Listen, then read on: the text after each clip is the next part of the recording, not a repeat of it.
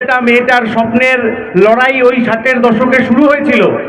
তারপর কখনো হলদিয়া, কখনো বক্রেশ্বর, কখনো কাটোয়া তাপবিদ্যুৎ কেন্দ্র, কখনো সল্টলেক সেক্টর 5 ইত্যাদি ধরে একটা বড় অংশের সময় এ রাজ্যের যুবরা মাথা উঁচু করে শিরদাঁড়া সোজা করে বাঁচতে পেরেছিল, কারণ তাদের প্রয়োজনীয় শিক্ষা, স্বাস্থ্য, কর্মসংস্থানের সুযোগ এ রাজ্যের সরকার, এ দেশের সরকার, তারা পক্ষে থাকুক বা না থাকুক ডিওয়াইএফআই তাদের জন্য লড়াই করেছে। সেই কমরেডকে আমরা শেষ শ্রদ্ধা জানিয়েছি গতকাল।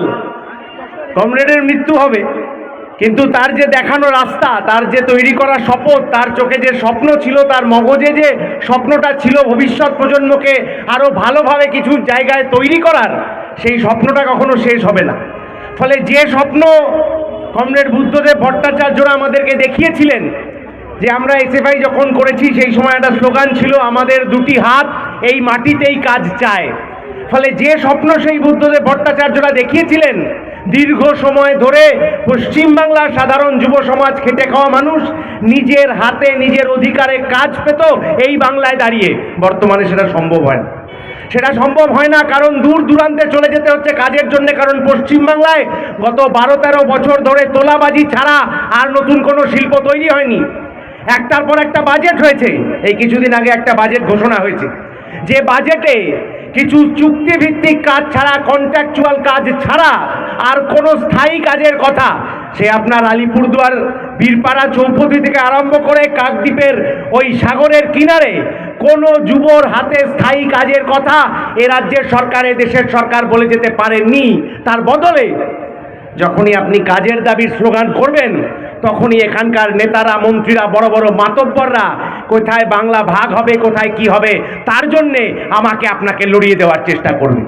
এই যে কিছুদিন আগে লোকসভা নির্বাচন গেছে, এই যে তাবর মাতব্বরেরা এখানে এসে ভাষণ দিয়েছিলেন, হয়তো এই রাস্তার মোড়ে দাঁড়িয়েও ভাষণ দিয়েছিলেন উন্নয়নের কথা বলে। ভোটের আগে কি নেতারা বলে গেছিলেন যে বাংলা ভাগ না হলে এইখানে রাস্তার উন্নয়নটা হবে না, বাংলা ভাগ না হলে চা বাগানের শ্রমিকটা ন্যায্য মজুরি পাবে না? এই কথা কোনো বিজেপির নেতা, কোনো তৃণমূলের নেতা এখানে বলে গেছিলেন কিনা আমি চ্যালেঞ্জ করে যেতে পারি। তাহলে তখন যখন ভোটে জেতার আগে ডায়লগ দিতে হয়, তখন অনেক উন্নয়নের কথা বলা যায়।